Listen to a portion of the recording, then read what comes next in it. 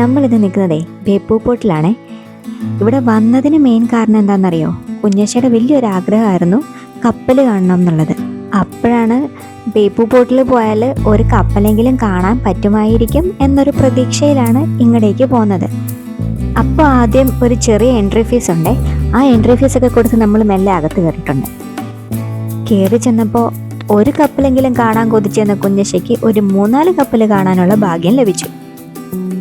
കപ്പൽ കണ്ടപ്പോൾ ദേ അമ്മ ഇതാണ് കപ്പൽ, ഇതാണ് ഷിപ്പ് എന്നൊക്കെ പറഞ്ഞ ആള് ഭയങ്കര ഉഷാറായി. ഉറക്കച്ചടവിലാണെങ്കിലും കപ്പൽ കണ്ടതോടെ ആൾ ഹാപ്പി കേട്ടോ. ഈ പോർട്ടിനെ പറ്റി പറയുകയാണെങ്കിൽ കേരളത്തിലെ ചരിത്രപരമായി മിഡിൽ ഈസ്റ്റുമായിട്ട് വ്യാപാരം നടത്തിയിരുന്ന കേരളത്തിലെ ഏറ്റവും പഴക്കം ചെന്ന തുറമുഖങ്ങളിൽ ഒന്നാണ് കേട്ടോ നമ്മളിപ്പോൾ ഈ നിൽക്കുന്ന ബേപ്പൂർ തുറമുഖം. ലക്ഷദ്വീപിലേക്ക് ഇപ്പോൾ ഇവിടുന്ന് പതിവായി ബോട്ട് സർവീസ് അല്ലെങ്കിൽ കപ്പൽ സർവീസുകളുണ്ട്. മെയിനായിട്ട് ചരക്ക് സാധനങ്ങൾ, ഗ്യാസ്, പെട്രോളിയം അങ്ങനെയുള്ള സാധനങ്ങളാണ് ഇവിടുന്ന് കയറ്റി വിടുന്നത്. പിന്നെ അവിടുന്ന് തിരിച്ചു ഇങ്ങോട്ടേക്ക് ചരക്ക് കയറ്റാനായിട്ടും വരുന്നുണ്ട്.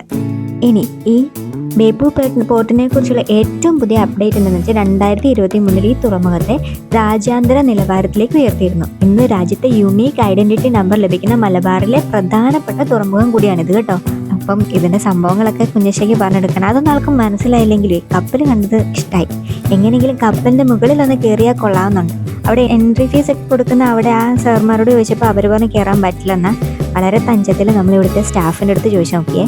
അവർ ജസ്റ്റ് ഡെക്കിൽ കയറാനുള്ള പെർമിഷൻ നമുക്ക് തന്നിട്ടുണ്ട് കേട്ടോ.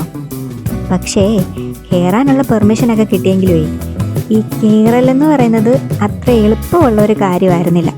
നിങ്ങൾ കണ്ടു നോക്കിക്കേ, ഈ കാണുന്ന ഈ കയറിൽ കിട്ടിയ ഈ ഒരു ഏണി കൂടെ വേണം നമുക്ക് ഈ കപ്പലിൻ്റെ ഡെക്കിലേക്ക് കയറാൻ. പ്രധാനപ്പെട്ട കാര്യം എന്തെന്ന് പറഞ്ഞാൽ കാറ്റും ഓളവും അനുസരിച്ച് ഈ കപ്പൽ നീങ്ങിക്കൊണ്ടും അടുത്തുകൊണ്ടും ഇരിക്കും. ഇതിൻ്റെ താഴ്ഭാഗം ഈ കപ്പൽ കിടക്കുന്ന സ്ഥലം എന്ന് പറഞ്ഞാൽ നല്ല ആഴമുള്ള സ്ഥലമാണ്. അതുകൊണ്ട് തന്നെ കൊച്ചിനെ കൊണ്ട് കയറുന്നത് വളരെ റിസ്ക് ഉള്ള കാര്യമായിരുന്നു.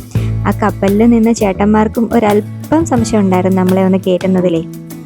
കാരണം വേറൊന്നുമല്ല, കൊച്ചിനെയും കൊണ്ട് കയറുമ്പോൾ അതിൻ്റേതായിട്ടുള്ളൊരു റിസ്ക് ഉണ്ടല്ലോ. എന്തായാലും കുഞ്ഞശ്ശയുടെ ഒരു ആഗ്രഹം സാധിക്കാനായിട്ട് അല്പം റിസ്ക് എടുക്കാൻ ഞങ്ങളങ്ങ് തയ്യാറായി കേട്ടോ.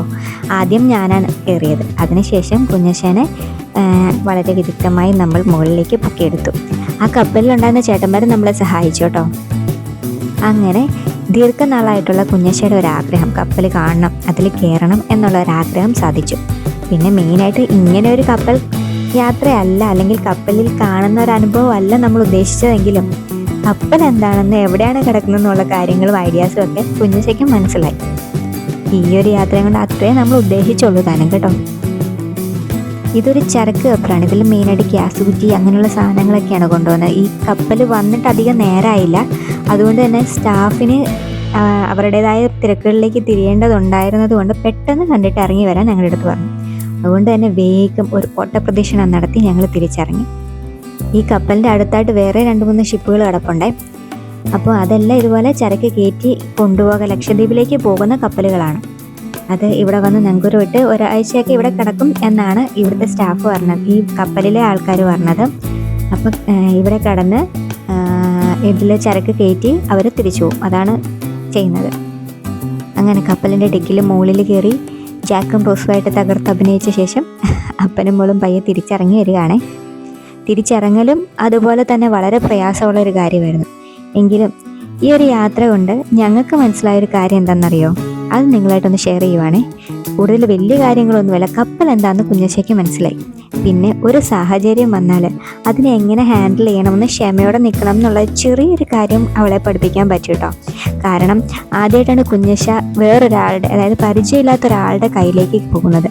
കാരണം ഇത് കയറുന്നതിനെക്കാട്ടിലും പ്രയാസമായിരുന്നു ഇറങ്ങുക എന്നുള്ളത്. കാരണം ഇറങ്ങിയ സമയത്ത് കാറ്റും ഓളവും കൂടുതലായിരുന്നു. അതുകൊണ്ട് തന്നെ ഷിപ്പ് കൂടുതൽ അകലേക്ക് നീങ്ങി പോകുന്നുണ്ടായിരുന്നു. ആ സമയത്ത് ഇറങ്ങുക എന്നുള്ളത് ഇച്ചിരി പ്രയാസം ഉണ്ടായിരുന്ന കാരണമായിരുന്നു. കാരണം ഞങ്ങളുടെ അടുത്ത് നമുക്ക് മാറി നിൽക്കേണ്ടി വന്നു. ഒരു പരിചയമില്ലാത്ത ആ ഡെക്കിലെ ചേട്ടന്മാരുടെ അടുത്ത് കുറച്ച് നേരം നിൽക്കേണ്ടി വന്നു. ആ സമയത്ത് അവൾ വിവേകപൂർവ്വം ഹാൻഡിൽ ചെയ്തു എന്നുള്ളത് ഒരു സത്യമാണ് കേട്ടോ. അതും അവൾക്കൊരു പാഠമായിരുന്നു. അപ്പോൾ ഇതാണ് ഞങ്ങളുടെ ബേപ്പൂർ പോർട്ട് വിശേഷങ്ങൾ. വേറെ കൂടുതൽ വിശേഷങ്ങളുമായി വീണ്ടും കാണാം. അതുവരെ ബൈ.